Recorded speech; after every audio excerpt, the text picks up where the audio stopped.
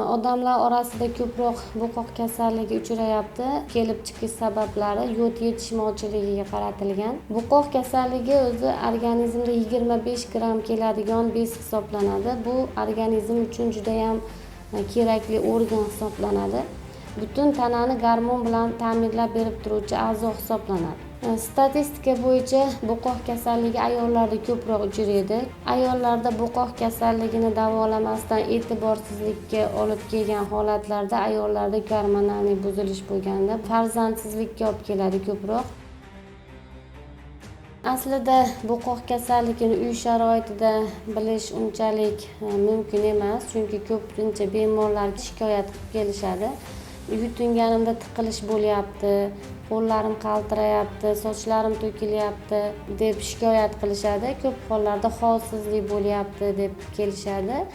Lekin aslida buni shikoyatlariga qarab sizda bo'qoq kasalligi bor deyish mumkin, lekin baribir bo'qoq kasalligini o'zi tekshiruvi va gormonlar tekshiruvidan keyin aniqlik kiritish mumkin.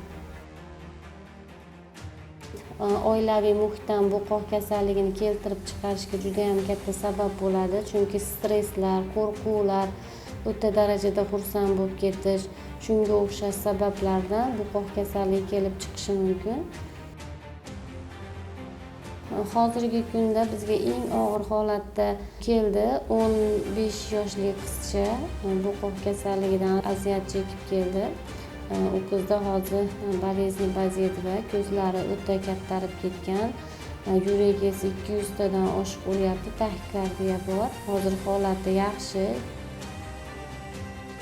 Bo'qoq kasalligiga chalinmaslik uchun odamlar hozirgi kunda ko'proq yodli mahsulotlar iste'mol qilish kerak. Bularga baliq, dengiz karami, ko'katlar, sutli mahsulotlar shularni kun davomida kundalik tartibiga kirgizishi lozim. Anor klinik aynan siz shifo topadigan maskan.